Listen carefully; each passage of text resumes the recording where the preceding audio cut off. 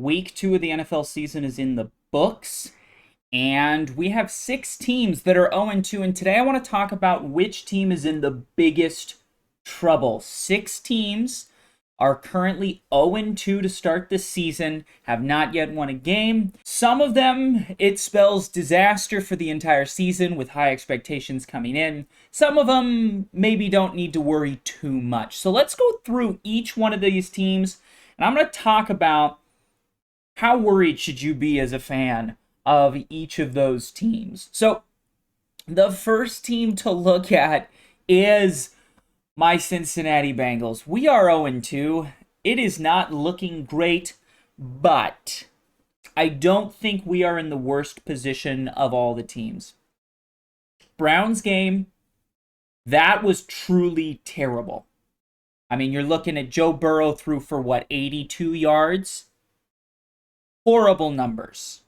Offense did absolutely nothing. We scored 3 points and got our butts kicked.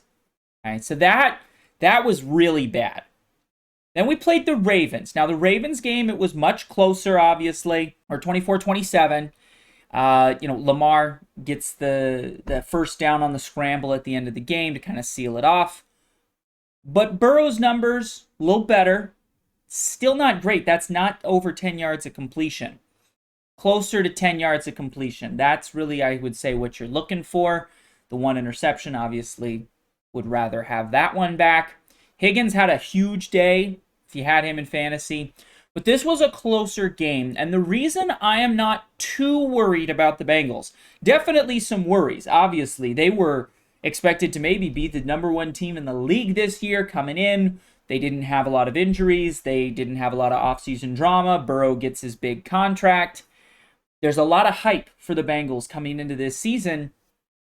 To go 0-2 is not what they were looking for, but they are going 0-2 against the Browns and against the Ravens. The Browns, for some reason, have Joe Burrow's number. Gotta fix that. But the Browns are a tough out. They're a good team. This is why we talked at the beginning of the year about how this division, Bengals, Browns, Ravens, Steelers. Now, the Steelers are not performing like we maybe expected them to, but they're not 0-2. The Bengals are 0-2. This is one of the toughest divisions in football, and we expected it to kind of be a dogfight for all of the teams. It's why it's so hard for lots of these teams to get into the playoffs, because they end up beating each other up, right? So Monday night will be the true test. We will find out if the Bengals need to hit all the panic buttons or not. They get the Rams at home. If they handle their business and dominate the Rams at home on Monday Night Football, we'll know the Bengals will be okay. They'll figure it out. Again, they have really, it was a brutal start. Going Browns-Ravens to start. 2 divisional rivals. 2 very solid teams, I would say. Now they get a little bit of a breather where they play the Rams, they play the Titans, and they play the Cardinals. They got to win all 3 of these games. Plain and simple, you start 0-2, you got to win these 3. Get some momentum, get into the Seahawks, maybe win 4 in a row. That would really be a good way for the Bengals to jumpstart. I think they still have an opportunity to really get their season back on track. So I'm not too worried. I am worried, obviously. Any team in this there's room for worry. You're 0-2. You lost 2 games. But Bengals get out of those first 2 very difficult matchups. They did play the Ravens much closer. This is more what we would have expected. If this would have happened here with the Browns, where it was a 23-24, 21-24 game, Browns kick a field goal at the end and win it, we probably would not be as worried as we are, as a lot of people are making it seem.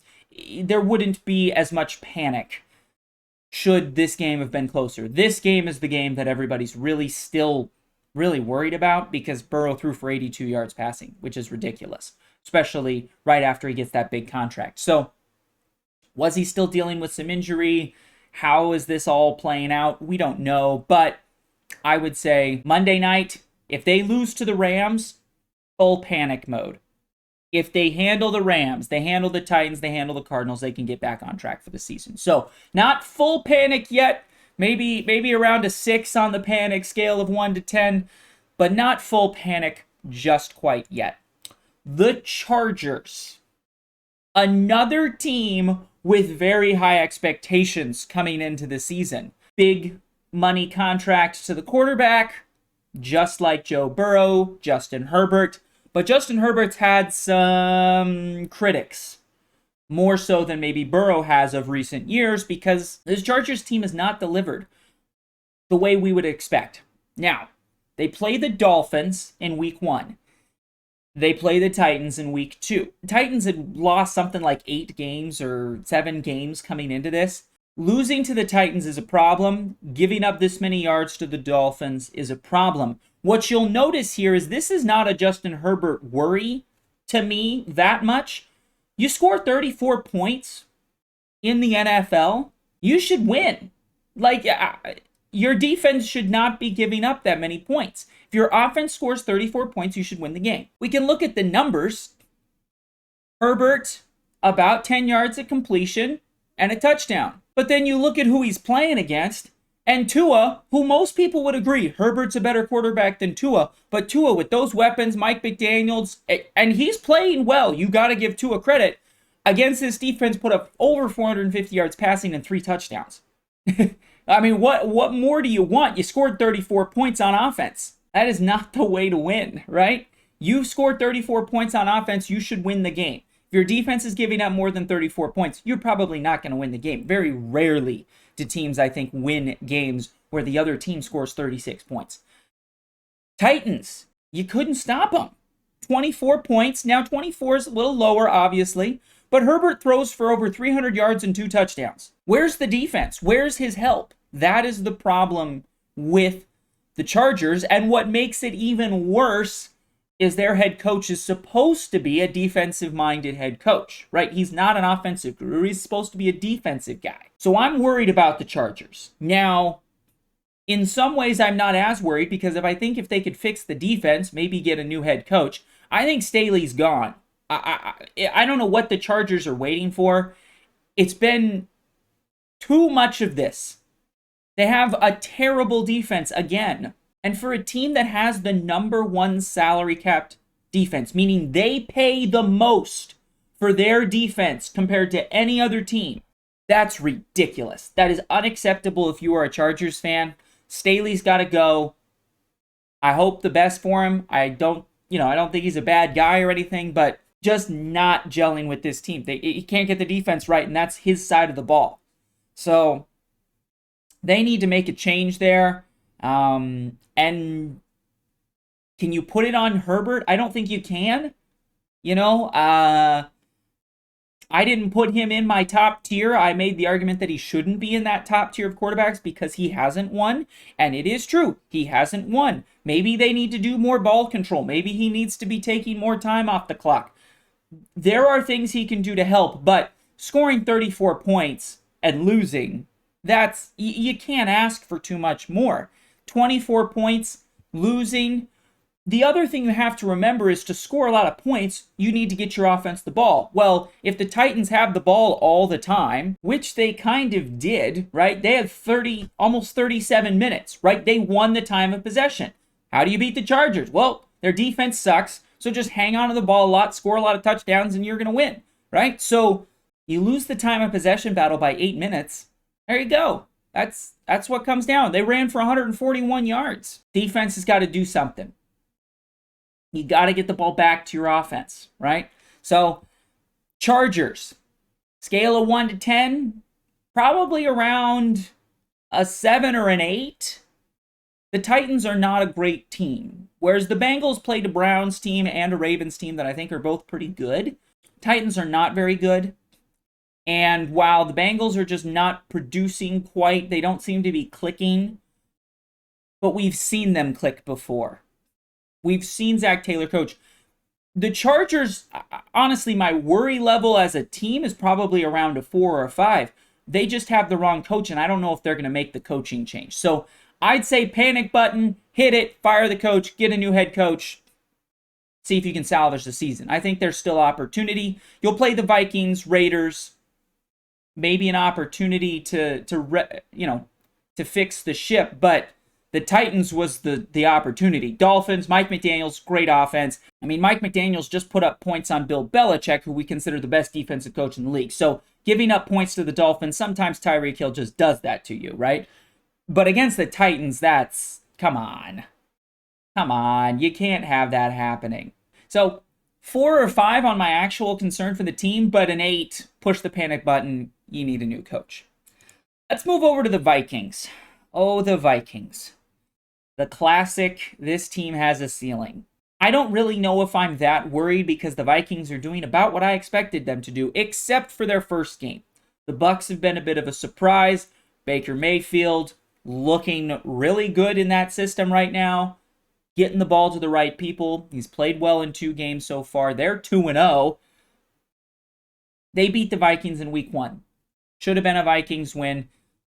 Eagles, that's a good football team you're playing. They just don't seem to have enough. The Vikings are that team that just seems very close. They're respectable. They're good. They're not going to get blown out, I don't think, by anybody. Cousins is going to put up some numbers. Defense is not great, but can maybe keep them in a game. This is how they're going to lose a lot of their games this year. And I think they'll get some wins. Again, I think Chargers-Vikings, Battle of the 0-2s next week is maybe one of the most interesting games, at least for the season is concerned. But the Vikings, I didn't expect them to beat the Eagles. Expected them to be 1-1. They lose a close game to the Bucs. Last season, they won a bunch of close games. This season, they didn't win the close game to start the season. So, flip of the coin here. It is what it is. The Vikings, I'm not real worried from a panic situation because they're doing about what I expected. I didn't expect them to beat the Eagles. And they played the Bucs close. That's probably about their skill level. They'll probably beat the Panthers, maybe. I don't know. Won't beat the Chiefs. Probably beat the Bears. Bears we're going to talk about in a minute. They're going to get a couple of wins in here. They're going to be okay. They're going to be about what we expected them to be. So not really worried about the Vikings. They need a big move this offseason. Maybe it's drafting a big rookie quarterback to replace Cousins. Sounds like Cousins wants out at the end of the year. So we'll see. But the Vikings, we weren't expecting them to be 2-0 here. So I'm not too worried about that. We'll see about the Chargers. If they can beat the Chargers, that really means panic for the Chargers. They lose to the Chargers, depends on how they lose. I think the Panthers game is really where we're going to find out. Okay, if the Vikings start off, 0-4, and now we're starting to worry because you were supposed to get a couple of those games, right? Moving on to the Patriots. So the Patriots lose to the Eagles, and they lose to the Dolphins. I'm not panicking at all. I didn't think they were going to win this game. They don't have the talent on offense to compete with either of these teams. Belichick holds the Dolphins to 24, Eagles to 25. When your offense doesn't move the ball, that's probably about as good as you can call for. Patriots, end of the game, once again, against the Eagles and against the Dolphins. They've got an opportunity, but just not enough juice on offense. And, is Mac Jones the guy? I don't know. He seems fine. He made a bad pick, here or there, but I just don't see the weapons, right? Even drafting for fantasy last night in the showdown, I'm like, who do you draft on the Patriots offense? I mean, maybe you draft Mac Jones and then it's Hunter Henry and what else are they? I don't know. So they really need to figure out their offense, how to score some more points, but I'm not real panicked about them. Now, some people are talking about, should they move on from Bill Belichick? I don't think so, not yet, but Bill does have a lot of power in that room for drafting, and they haven't been able to draft offensive weapons really ever under Bill Belichick. So maybe they need to make some changes there, take some power out of Bill's, personnel responsibilities so that they can get some better weapons in because maybe he's just not making the right decisions. But as a coach, his defense is still good. Slowed the Dolphins down, especially in that first half. They just can't get the offense right. So maybe take some power away from Bill, but I'm not holding the panic button quite yet. Probably around a 5 or a 6. Just kind of normal. We weren't expecting them to win these 2 games, so I wouldn't be too worried. Now we get to the Bears. Oh, the Bears. So what I really want to know is where are all of you? Justin Fields is going to be the MVP of the league this year. Where are you? Where's the people yelling at me in the comments on Instagram because I didn't give Justin Fields enough credit and I had him in one of the lower tiers of quarterbacks? Saying I'd never watched a Bears game, obviously, because he's really good. He's one of the elite quarterbacks. I don't think he is. And I'm tired of hearing he doesn't have weapons or it's this problem or that problem or his defense is letting him down. Let's look at his numbers. Fields, 24, 216 yards, less than 10 yards. Well over 10 yards of completion. 1 touchdown, 1 interception. Look at him against the Bucs. 16 for 29, 211 yards, a touchdown, and 2 interceptions. That's just not going to win games. And he has weapons. He has DJ Moore. Khalil Herbert is a reasonable running back. He's just not getting it done. And you can blame coaching. You can blame all this other stuff. He's just not getting it done. Scored 17 points against the Bucs defense. 20 points against the Packers defense. Let's look at what that Packers defense did against Desmond Ridder. 19 for 32. Well over 10 yards of completion against the Packers defense. Let's look at the Bucs defense. Kirk Cousins threw for 344 yards against that Bucs defense. Now, Vikings lost because, I don't know, they can't win. We just talked about that. But Justin Fields, you got to put up more than 211 yards. You just do. You can't throw 2 picks. I'm tired of hearing Justin Fields is elite. He is an elite talent. He's not an elite NFL quarterback at this point. And I was one that kind of bought into the Justin Fields hype. I had them finishing much higher than it looks like they're going to. If you're the Bears, I think this is full panic mode. You had an opportunity to beat your division rivals, the Packers. It's Jordan Love is coming in. He hasn't played. Aaron Rodgers is gone. You finally got a chance. That should have been the moment for Justin Fields to seize control of this division and have his coming out party. He didn't. And then you go and play the Bucs, and he gets smoked. You lose by 10 points to the Bucs, who everybody thought was tanking for Caleb Williams. Bears, you need to make some changes. I don't think more offensive weapons are going to help you. You got to figure out the coaching, and you got to figure out why Justin Fields is not progressing. It feels like he's getting worse. So maybe that's partially coaching, but also it's on Justin Fields. Maybe he's just one of these guys that's wildly talented, but can't really keep up with the NFL game. That happens. You know, in college, you can run away from people or you can fit balls into places that you didn't expect to.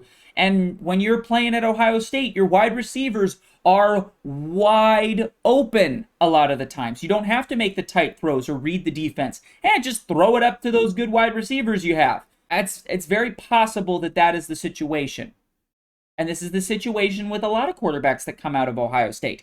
Ohio State doesn't have a legit quarterback. Like, they don't have a history or a track record of really good quarterbacks coming out of Ohio State. I think part of it is because in most of the games they play, they have by far the best wide receivers. And those wide receivers translate to the NFL, but their quarterbacks don't, because the quarterbacks have a very easy life, being that their wide receivers are always wide open. So, Bears, panic mode, absolutely. You're probably going to lose to the Chiefs. Broncos we're about to talk about. So let's look at the Broncos. The Broncos are the team in my mind that are the most in trouble. Bears, yes, there was hype about Justin Fields, but you're not paying Justin Fields a huge contract yet, so that's not a huge deal. Again, Patriots, we're not real worried about them because they're doing about what we expected. We expected them to lose their first 2 games. It is the team that they have. Let's just talk reality here. Vikings, little more cause to worry because you didn't beat the Bucs, but Vikings are kind of doing what we expect. Chargers, panic. Bengals, panic if they lose against the Rams, but maybe we can look optimistically and say, oh, it was really just 2 really good teams to play at the beginning of the year, and they'll figure it out later. There's a reasonable opportunity here, looking at the schedule at the beginning of the year, that people would have picked the Bengals to go 0-2. Browns seem to have their number. Ravens are a tough team. And Lamar is healthy in week 2.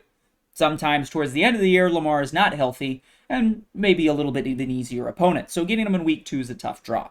Broncos are the big panic, though, because they lost to 2 teams that they were really supposed to beat. The Chargers, it was very possible that they were going to lose the first game. So, yes, the Titans is a bad loss, but the Dolphins I don't think is that bad of a loss. Now, how they lost it, 36-34, that's more problematic, obviously, and why I think they need to make a coaching change. But if you told me the Dolphins were going to beat the Chargers week 1, that wouldn't have been surprising.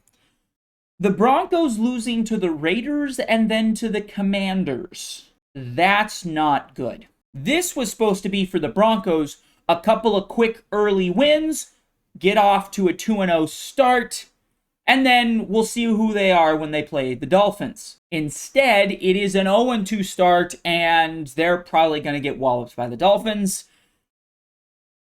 Maybe they can salvage a couple of games here, but then they're stuck with the Chiefs. Looks like the Packers could beat them. Then they got to play the Chiefs again. I mean, you're looking at a team that could really quickly be like 1-6, right? They're 0-2, 0-3. Okay, they beat the Bears, maybe. The next 8 games, I'm looking at 3 possible wins. So the best case scenario is they're 3-5. But I think there's a very real possibility that they are 1-7, 2-6. It's possible that they only get one of these games. Packers might beat them. Jets might beat them. The Bears might beat them. They look terrible. They can't win these games. And yes, the scores are close, but I think there's something to be said about the general feeling is they just got beat. You know, the Broncos game against Commanders, it's close because of the Hail Mary. That's why it's close. So Broncos, you're in full panic. And you're in full panic especially because in the NFL, to be a successful team, you need the right coach, you need the right quarterback. And then you need weapons and people around them. And if you don't have the right coach and quarterback, then you want to be dealing with, maybe a rookie quarterback, a cheap quarterback, someone you can move off of. You want to have that flexibility. If you're the Bengals, you're locked in with a quarterback, and that's why there is a little bit of concern, but that coach and quarterback have made it to 2 straight AFC Championship games. So maybe you need to take a deep breath. They've obviously shown that they can do it. Give them a moment. It's been proven that this is a quarterback and a coach that can have success. Chargers. Everybody's pretty confident you have the right quarterback. You don't have the right coach, you can make a coaching change and fix that. And especially when you don't have the right coach, I think it's a little easier because of the non-salary cap situations. You can just go pay for a coach. Vikings. Don't think you really have the right quarterback. Now, expectations were not super high. Don't think you have the right quarterback, but you're getting out of his contract at the end of the year. It's up. He's going to be a free agent. You're moving on. Okay? There's a light at the end of that tunnel. Patriots. You got Mac Jones. Mac Jones is not super highly paid. Bill Belichick is a very winning coach, obviously. Got a lot of Super Bowls. So you think he's probably pretty decent. Maybe you need to make some tweaks. Maybe you need to go find a quarterback. But this quarterback right now, he's cheap. Not too expensive. Why you can't get some weapons around him is the big problem. But hopefully you can fix that. Bears. I just don't think you have the right quarterback. You have a new coach now. You're making some of these changes. You just don't have the right quarterback. But Justin Fields is not costing you a lot of money. Broncos. Russell Wilson is incredibly expensive. And he's locked in for a long time. This is what people were talking about last season. Russell has to work. You have to make Russell work. Because you are paying him so much money and so much of it is guaranteed. And you're not going to be able to get him off to some other team. You can't trade him. Nobody's going to want that contract. It's too big. And now you bring in Sean Payton. Nathaniel Hackett last season was kind of a disaster. has not been great for the Jets this year. You bring in Sean Payton, and there is tension, and there is arguments, and there is slight dissing going on, and this team is falling apart. What do? You don't know if you have the coach or the quarterback right. Sean Payton has been a very winning coach with Drew Brees. So we know he can coach. We know he can be successful. He's won a Super Bowl before. So has Russell. But at this time, are either of them the right option? Who knows? This team is a mess. That is all we know. If you're the Broncos, it is full panic.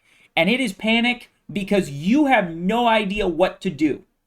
You can't get out of Russell's contract. You want to give Sean Payton more than a season. He's coached for 2 games. Give him a minute, right? Obviously. And they do seem to be better than last year, but they're not good.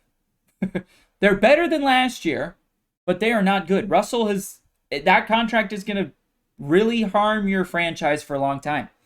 And you just lost to the Raiders and the Commanders. 2 games you were supposed to win. Bookmark this video. Come back in a few weeks. This might be a 1-7 team. And that is a major issue. Now, if they are that bad, if they struggle that much, there might be a silver lining in that this quarterback draft that is coming up is incredibly deep. And you know what? You might be able to say, okay, yes, Russell costs a lot of money. But if we go grab a rookie quarterback that doesn't cost a lot of money, we might be okay, right? It's kind of the Niners when they kind of paid Jimmy probably more than he was worth. Oh, we got Brock Purdy. He's super cheap. We can just build around him. It makes it easier to get out of those contracts a little bit in that the replacement doesn't have to be expensive. So, silver lining for the Broncos, if you lose a bunch, move on from Russ. See if you can trade him. If not, cut him or keep rocking him. Let a quarterback coming out of the draft this year, and there's a bunch of them. I mean, we're looking at Sanders, May, Williams, Penix. I mean, the Pac-12 alone has like 6 guys that could all probably play in the NFL. So, silver lining, you're going to be looking for a rookie quarterback, I think, at the end of this season. Russ is not much better than he was last year. He is a little bit. Numbers are a little bit, especially in the first half, but he's not the same quarterback. You're going to have to move on. So those are my thoughts on each and every team that is 0-2 to start the season. Let me know down below in the comments what you think, which team you think is in the most dire straits. Which team needs to push that panic button and just start blowing stuff up? I think it's the Broncos. They are in the worst situation. Chargers, bad situation, but I think coaching change, you could start to fix that. Bengals, not quite ready to push the panic button yet. If they lose this weekend, yeah, push the panic button. You're going to need to make some changes, but I don't know if you can, because you're going to be in a very much like the Broncos situation where you have a very expensive quarterback, a head coach that is proven to be decent, and no production from that. So, Bengals fans, you got one more week before you really start to get worried. Chargers fans, you're super worried, but you kind of know what your problem is, and I think you could fix it. Bears, Patriots, Vikings, yeah, you're in a little bit of a panic mode, but I think with the Patriots and the Vikings, your expectations weren't that high anyways. Bears obviously had high expectations, but also you can get out of that Justin Fields situation. If you decide he's not the quarterback at the end of the year, you can get out of that situation. You're not in serious trouble. You're not going to perform the way you expected to, but you're not in serious long-term trouble like the Broncos are. And the Bengals could be, should there be continued issues here with that roster. If they start 0-3, yeah, now you're starting to look at this going, oh boy, we just paid Joe Burrow. This is the last year we probably get to keep T. Higgins, Jamar Chase, Boyd, all of these weapons. Mixon already took a pay cut, so we're not going to be able to get him to take less. So really, you're going to be in a situation where you're going to Joe Burrow saying, we need you to restructure your deal. Similar to how the Jets did with Aaron Rodgers at the beginning of the season, to say, we need to restructure this deal so we can get you more weapons. I don't think Joe Burrow's problem is the lack of weapons, though, and that's where it could get concerning as a Bengals fan should they go 0-3. I don't think they will, but definitely a concern. So thank you so much for getting to this part of the video. If you enjoyed it, leave a like, make sure you're subscribed. We post daily here on the channel on all things sports. Tomorrow we're going to talk a little college football and why I was right about the SEC. So make sure you don't miss that one, and we'll see you then.